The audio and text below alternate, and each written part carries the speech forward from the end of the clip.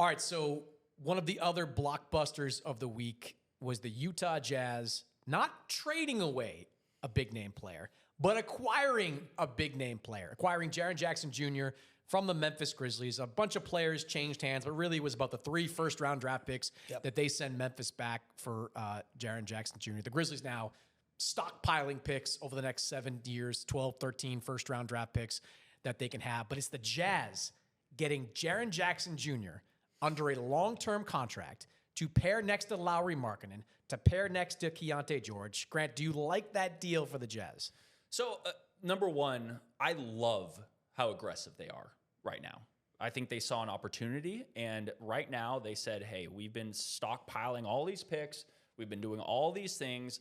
Keyonte George took a leap that no one expected. Probably most of the people there did not expect. They've been holding on to Lauri, saying, no, we're going to wait till our time is right.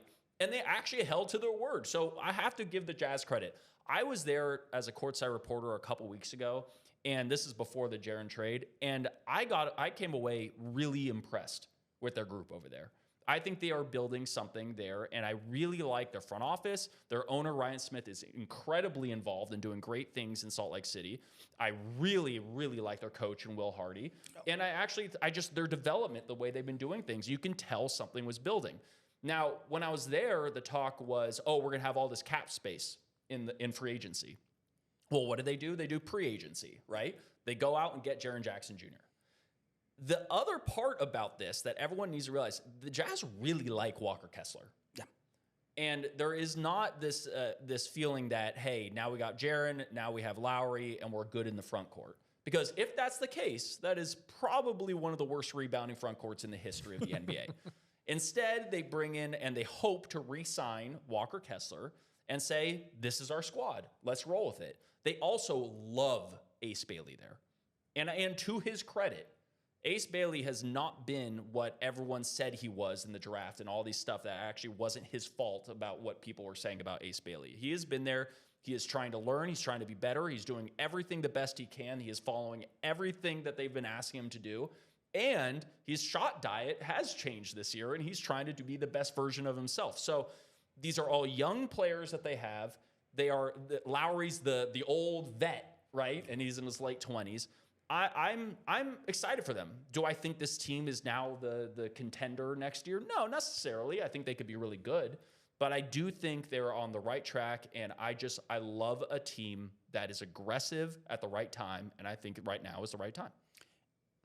If you're Utah and you have all that cap space theoretically coming up this summer, you're still Utah. Like, that is a hard place to get free agents to go to.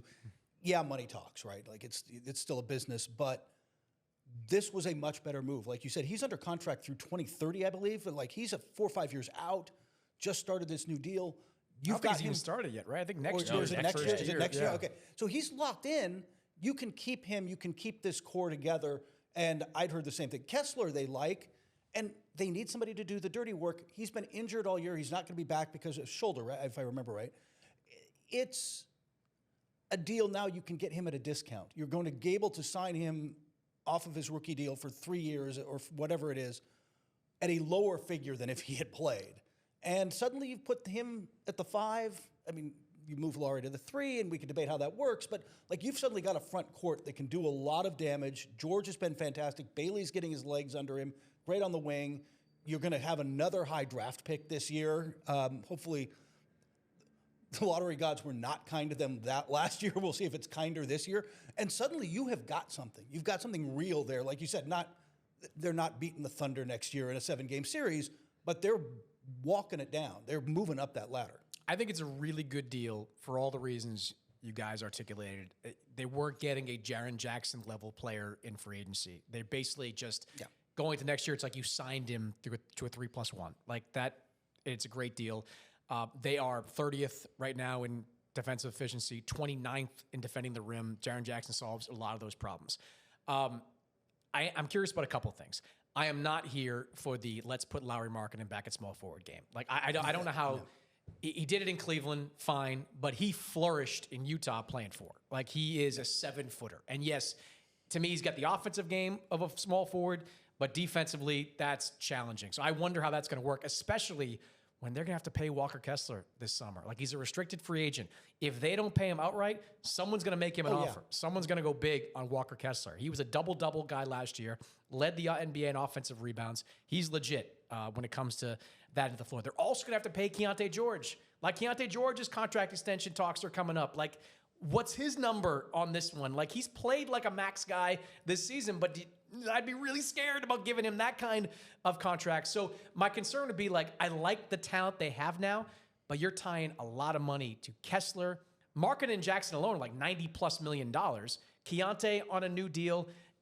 Are you putting together a team that's really good but has a shorter ceiling than some of the top tier teams in the Western Conference? I'm going to throw something out there that, I'm just this is speculation. All right. This is speculation, but I wouldn't be surprised if Keontae's not necessarily part of that plan as of now. I think Keontae's been great. I'm just saying that they have to figure out what type of point guard and what type of guard system and everything that they're building out in that system.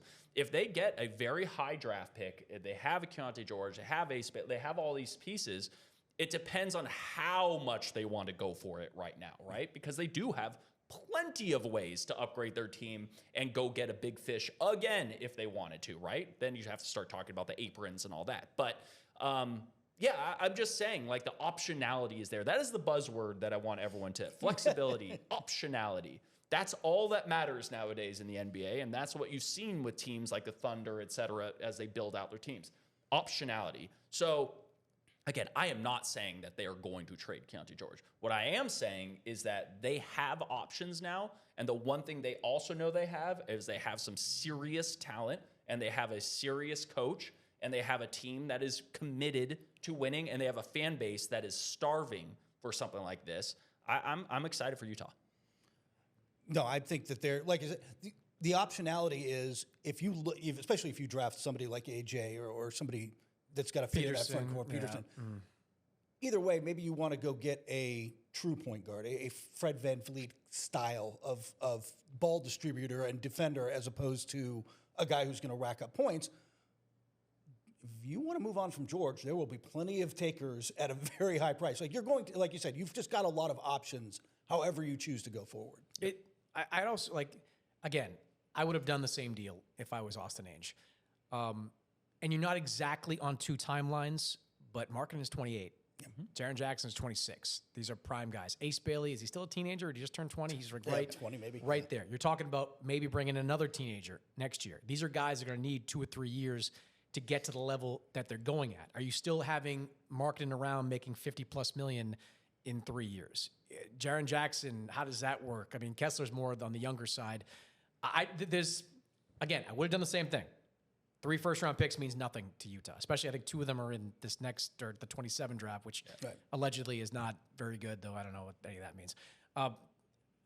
I think it's a good, but a move with some questions attached to it at the very end. They certainly need to find some rebounding. I agree with you there. Yeah. Like, Markkanen, Jackson, we know Jackson can't play the 5.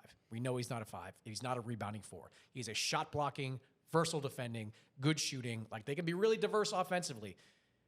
But there's definitely some questions left over in Utah. There are definitely some questions. And to wrap us up also, just as you said, you can start a game with Lowry at the 3 or whatever, but that doesn't mean you finish every game with that too. Finish. I see what you did there. I see what you did there. Hey, and I got it. No, so like that is one thing. Also, as you were saying, like you have Lowry, you have Jaren Jackson. Those guys are great playing off of a distributing point guard. Obviously, Keontae's different than that. So these are question marks that they're going to have to. And I love the point you just brought up.